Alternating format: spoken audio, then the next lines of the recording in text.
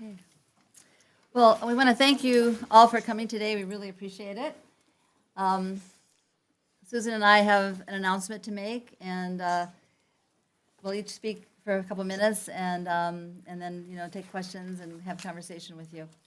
So let me start by saying that Representative Karen Clark, I've had the honor of representing 4 inner-city neighborhoods in South Minneapolis now, and although the lines have moved a little bit, for 37 years I've represented those areas in inner-city South Minneapolis, and it's been a joy, frankly, to represent this broad, diverse community. And so it's with some sadness, but also with some joy that I'll tell you about, that I'm announcing that I am retiring from the Minnesota House of Representatives at the end of my term and will not be running for re-election this fall. There are many things to share. I did pass out a press release. There's over 37 years is a lot of different things to have worked on. And some of you maybe know me for, the work that I've done, particularly as a lesbian woman with the LGBTQ community, providing some leadership there. But I hope you'll also look at all the other things. I'm really proud of some legislation we passed starting way back in the 80s. I got elected the same day as Ronald Reagan, by the way. I was young and I thought we could change things overnight, but that was a real wake-up call. But really, even in the early 80s, we passed things like the workers' right to know toxic exposure to environmental toxins in the workplace. Until that passed, in about, I think it was 83, there was no right for Minnesotans to know whether or not they were working in a workplace that had toxics that were going to cause them health problems. So I passed that bill. I was young, and I think they didn't realize that we could organize real well, because what happened when I got elected was I brought a lot of people with me, and some of them are here. And we built a grassroots movement for that and many other pieces of legislation. That's just one example. We passed sexual harassment legislation in those early 80 years. And then on and on and on. And affordable housing has been an issue that I've worked a lot on, and it's just been such a pleasure to work with a well-organized community. And this year we have a lot of work to do on affordable housing, as you may probably know, especially renters' rights and issues that have to do with homelessness and so on. So one of the areas that is really something I'm going to work really hard on in this last legislative session is the area of environmental justice. We did pass in our House of Representatives and Senate, and signed by the governor, a bill that created a new threshold for understanding what happens when low-income people and communities that are majority people of color and Native American indigenous people are exposed to toxins in their community disproportionately to other populations. And we passed a threshold that now it's called a cumulative health impact analysis. Big words. It just means when a community is burdened with already existing toxic exposures, any business that tries to come in, they have to meet a new threshold of not just what they're polluting, but what is already affecting that population.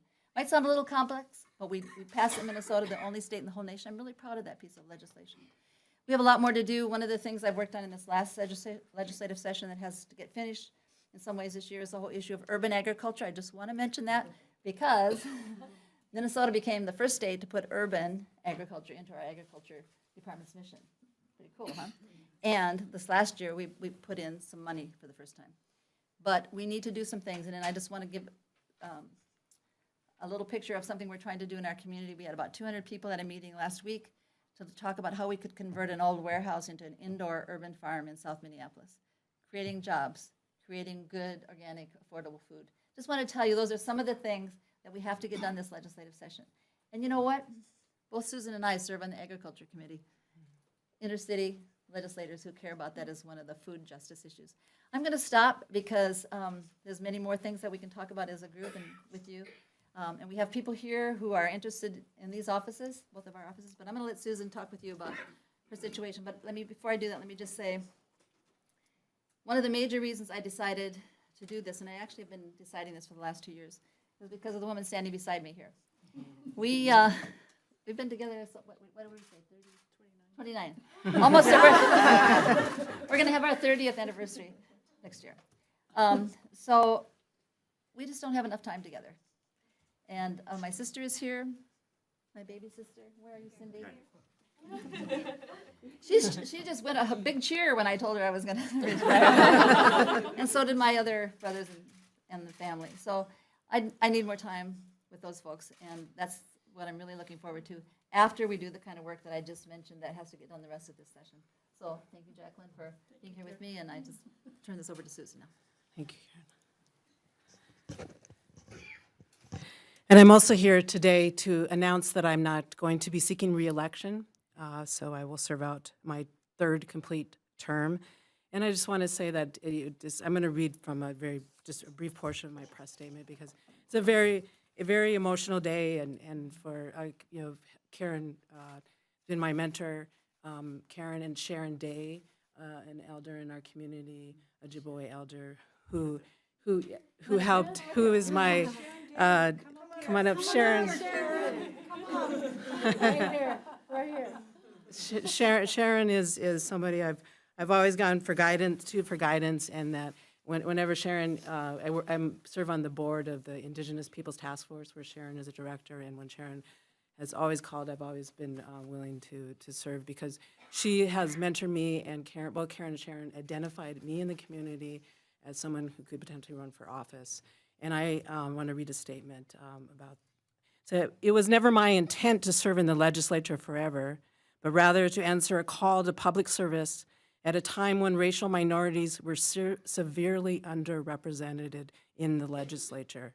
Since that time, an increasing number of candidates from minority backgrounds have stepped up to run for public office at all levels of government. I also have faith in our community's ability to send another bold activist legislator to the Capitol to represent the progressive views of our district. We'll be in good hands. I will continue to stay engaged for the fights to come and protecting the investments we've made. There is so much more work to do to overcome barriers to justice and equity for many struggling Minnesotans, and I look forward to continuing to be a part of that effort in other capacities. So I will be returning to a private citizen. I've always been an attorney. Since I was 12 years old, that was my vision. After reading Vine Deloria Jr., Custer Died for Your Sins, that was my vision. And so I will continue to do that, continue to serve on boards, continue to be involved in the community with food justice. And I want to thank my partner, Amber Jenner, for her support, door knocking. My grandchildren are in school. I was going to pull them out, but they are expert door knockers, and they love doing it. They'll miss doing it. So thank you. And we want to save some time afterwards to make some candidates that want to announce for the open seats that will be coming up. And so if the press could hang out and they would like to make some statements, they're off podium, but they'll be available. Did anyone have any questions for Representative Clark or Representative Allen? Representative Clark, most people I think would probably say that your biggest victory in the Minnesota legislature was same-sex marriage. I remember when you and Senator Dibble stood up there at the final passage. Would you agree with that? Well, it's definitely one of the big highlights, and 20 years before that, we passed a hallmark legislation, which just added those very dangerous words, sexual orientation, to the Minnesota Human Rights Act, and then it took another 20 years and 2 constitutional amendments to be defeated to pass the Marriage Equality Act. Yes, I feel it was a very big highlight. Representative Allen, you represent another minority, a dwindling number of lawyer legislators. Are you concerned that number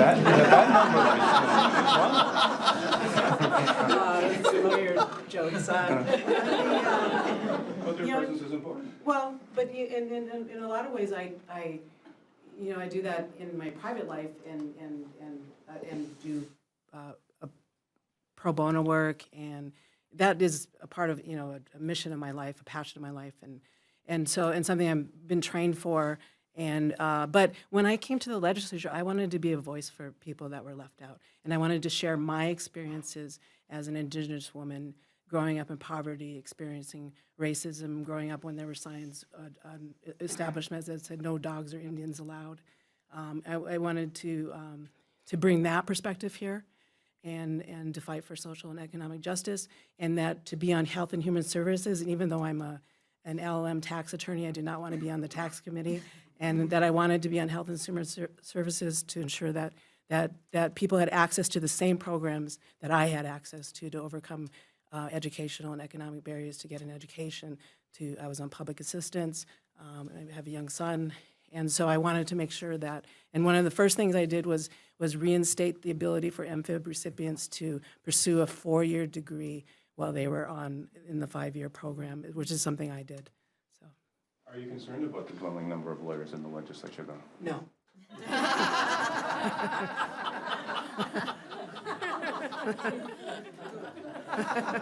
Representative Clark, can I come back to, you've had some landmark legislation in the arc of your career here. Are you surprised by that time span between kind of the two biggies, the Human Rights Bill and marriage equality? That was a big time difference between them.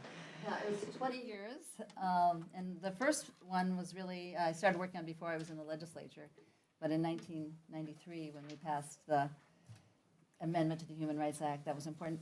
I wasn't surprised. I mean, the fight was hard. It was hard, and there was so much work that was done on the grassroots level.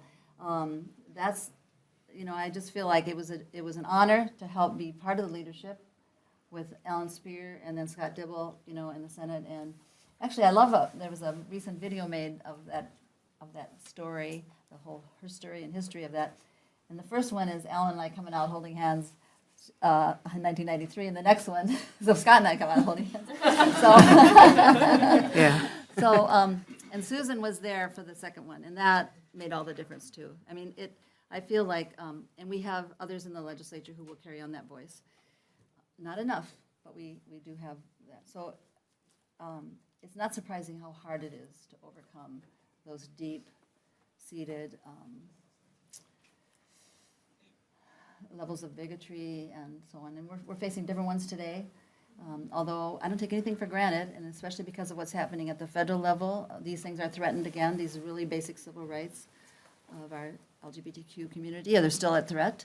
But I think we both have faith that the folks who are here and going forward will fight very hard. And we're going to be, we're not going away. We're just going to be in a little different role.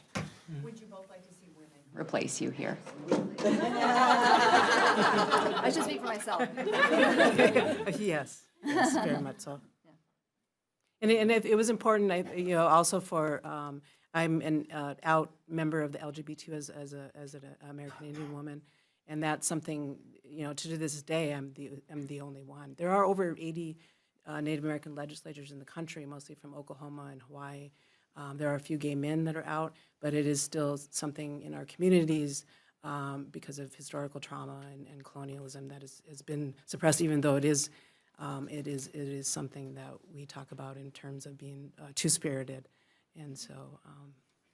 Representative Clark, you touched on it briefly in your answer to Mary's question, but I want to get your perspective on this. Forgive me for saying, you probably don't need to forgive me for saying this, you came out of the 1960s and the quest for justice and equality. And I don't think anybody would dispute that you have fought for those issues when you've been at the legislature, but are you discouraged that perhaps things in some ways are going the other way now in our nation, or at least in some quarters of our nation? Personally, it may be happening that way at an isolated point at the top, but there's resistance everywhere, and that's very hopeful to me. I mean, just some of the folks that are standing here are leaders in that resistance, and so I'm not discouraged at all. I think it's harder, and we can't rest on laurels, and we have to, even when we have laws, we have to fight to keep those laws. But what's happening at the federal level is astounding, and but we're up to it, right? Along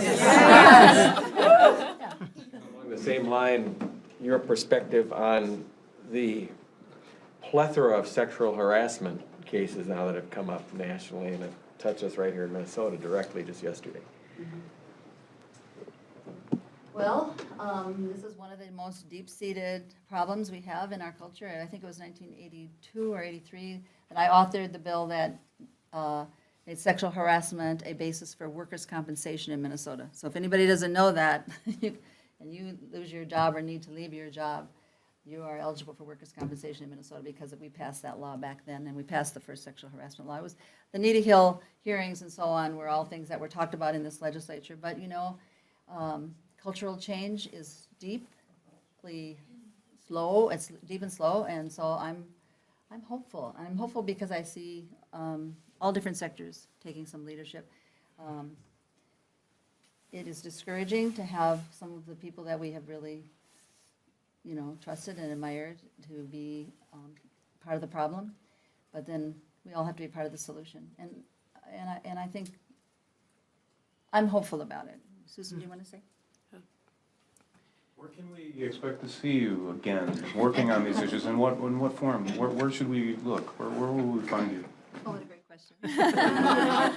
Well, we both have a year left in the legislature, so we're not going away. We have things we're fighting for. I look over here at Jovita. We are very determined to try to get the driver's license for all passed. And, so look for us at these different struggles. I mentioned environmental justice. There's just so many areas. For myself, one of the things I'm going to do is you can look for me in my home. I'm going to take a vacation I haven't had for a long time. But also, I'm going to be dedicating myself to environmental justice in the organization that I helped get going a few years back called the Women's Environmental Institute. And it's right here in Minnesota, and I'm going to be, working more on that. It's the kind of thing that we need laws for, but we also need grassroots organizations to do the work, the real grassroots organizing. And so I'll be doing that. It involves having an organic farm, and so I get to have dirty fingernails and do all that kind of stuff, but also to teach and share. This urban agriculture movement is so exciting. What's happening in urban agriculture, please just check it out in East Phillips neighborhood for one place. And Sharon is doing some work with the Indigenous Peoples Task Force, right not very far down the street. So there's a lot of places that I think you can probably find us. We won't be hiding, right? To follow up on kind of what Bill was talking about, is there anything in this current climate, the politics, the sexual harassment claims and anything recently that all factored into your decision that it's time to go? Was that, or have you been thinking about this for a while? This is something I've been planning the whole time I've been here from day one, is to mentor, develop candidates, especially women of color and men of color. I believe that, when I got here, the legislature was 98% white. And so in order for me to run, it required enormous amount of resources. Candidate development for us culturally, it's very foreign way of, even we're very political people. But developing candidates, identifying, and saying, what can you do to be prepared to run someday? And that I said I wouldn't do this more than 10 years, and that I believe it was, for me, it was a calling to public service, and it should be something that's shared. That's just my personal belief. So I can just say that I actually made this decision 2 years ago. Jacqueline said to me, "Can this please be your last campaign?" We talked about it, and I said yes. We decided yes. But, I had 2 years to serve, and you don't go announcing that you're leaving a job that you're trying to get a lot of work done, right? So, we decided to start talking about this just a couple of weeks ago, and Susan and I found out that we both called each other about the same time saying, hey, I have something to tell you, this is an incredible loss. But we're going to make this year count. But I have to say, this woman has been an amazing asset for our city, for our state, and so I'm going to miss her when she's gone. But she's not going to be gone. That's the thing about both of us. We're so deeply embedded in our communities and in the issues and in the movements that we're part of, that these folks aren't going to let us go away, and we're not planning to. So one of the things I said to Jacqueline, so we'll talk about it, I usually do it in January. There's some folks that are already deciding that they want to run, so we decided, okay, to make it fair, so everybody, the precinct caucuses are coming up, let's just get this out there, and then there'll be the discussions that need to happen. So I hope that answers your question.